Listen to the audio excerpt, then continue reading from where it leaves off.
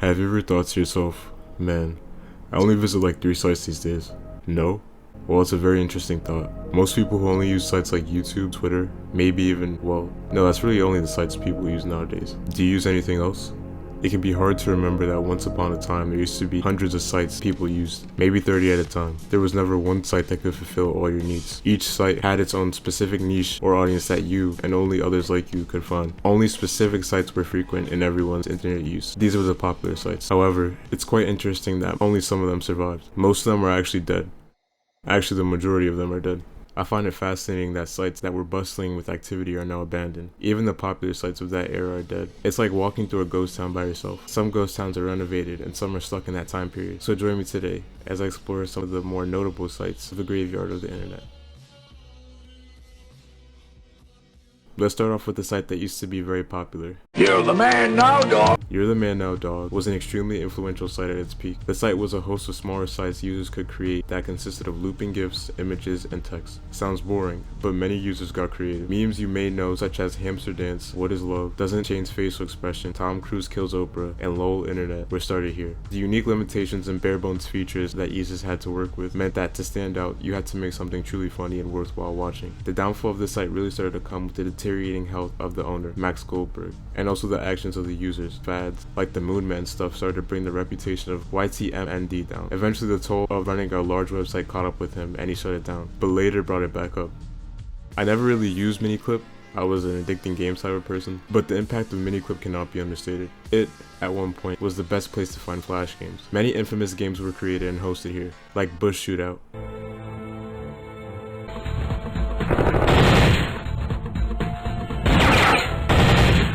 Actually, a lot of their more popular games involve Bush, but others may remember Baseball, Dune Buggy, Bloxers. Eventually, short, quick, easy games moved to mobile platforms and Miniclip followed suit with games like Bowmasters, so the story ends on a happy note.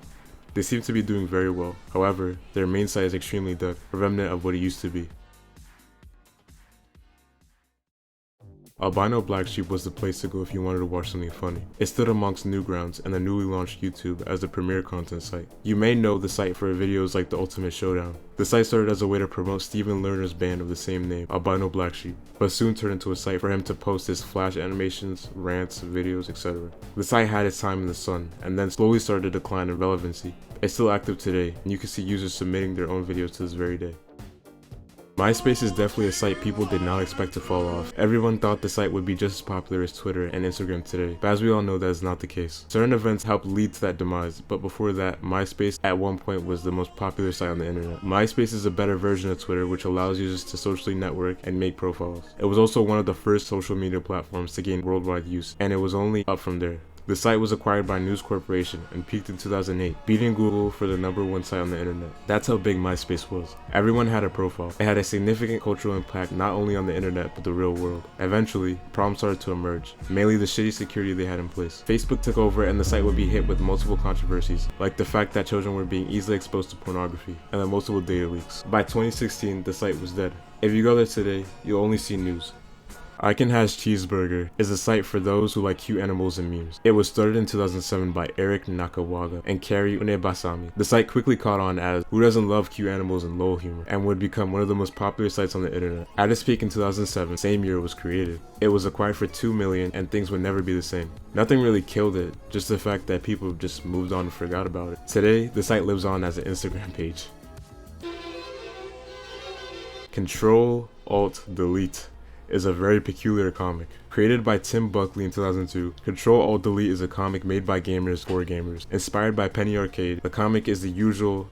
Wait, actually no. So I looked it up and this shit has deep lore, like really deep lore. From what I can understand, Ethan, the main character, and his sidekicks Lucas and Lila go on silly shenanigans involving video games. Oh, and Scott. At first people adored the site and found the comic funny, but over time people began to turn on Tim. They started to find fun in mocking the comic and turning his panels into jokes. This would peak with his most infamous comic, Loss. The comic was just so out of place for a comic like that just made it 10 times funnier. People began to make their own versions of the panel and before you know it, it became a meme. What people don't know is that there's more to Lost than just that panel, but that's a story for another day.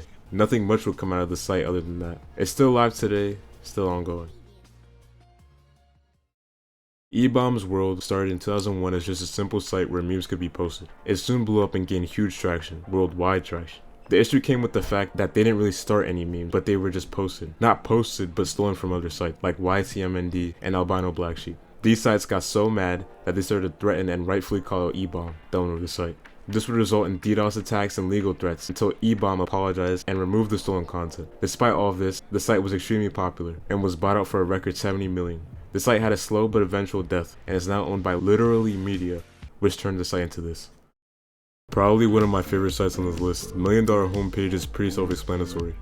Companies or people who own the site could pay $1 for a pixel and advertise their site. Pretty simple.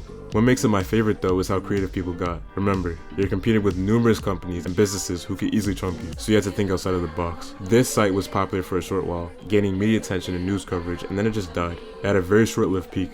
It's still up today in its original state, preserved for the world to see. I'm pretty sure we all know what LiveLeak is, willingly or unwillingly. It's a pretty notorious shock site. Before it existed, people went to rotten.com. It's a pretty notorious site. Started in 1996 by Soylent. The site remained true and posted what you think it would, gore and shock images. It was one of the first sites to post the 9/11 jumper images and the Dagestan massacre. The site was somewhat popular with around 200,000 daily users. The site shut down around 2018. College humor. When you hear that name, you probably think negative things, but at one point, people actually found the site funny. It all started with Josh Abramson and Ricky Van Veen creating their own little site for college kids, and what they found was funny. Little did they know, the site would explode. They received a buyout offer for 9 million, 2 million viewers a month. The crude humor and jokes made it easy for everyone, not only college students, to laugh at the site. The site would be a huge inspiration for a much larger service later on, which you may all know as Barstool Sports, but for now everything was fine. They branched out, made even more successful channels, and made around 10 million, more than the buyout offer. The downfall really started to come with the S.W.A.K acquisition, which is pretty crazy to think about. They stayed relevant for nearly 2 decades, much longer than any site on this list. Currently, college humor is defunct, as they have now rebranded to Dropout. I saved the best for last. Geocities. I'm pretty sure everyone knows what Geocities is, or NeoCities. Geocities started in 1994, allowing users to publish their own site with tools curated by Geocities for free. Users could publish their sites under cities or neighborhoods, which separated each site into categories. The unique concept and idea quickly drew users, and the site grew rapidly. At its peak, it was the 3rd biggest site on the internet. The site gained its own aesthetic and defined how the internet looked in the 90s. The site was bought out by Yahoo in 1999 for $3.57 billion in stock, and the rest is history. Yahoo tends to have a history of just killing sites. Its peak was short-lived after that, and the site came to a demise in 2009, shutting down all cities and servers. It's sad because Geocities had the most unique concept out of all of these sites. Even worse is that most of the sites are lost. They allowed you to make your own site, full of your own quirks and traits. Thankfully, there's a recreation now by the name of NeoCities.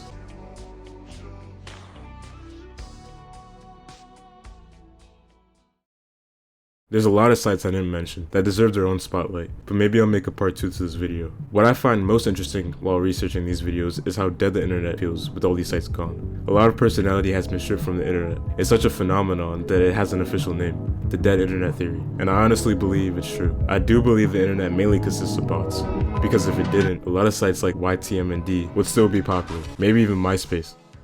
Anyways, thanks for watching, and happy Halloween.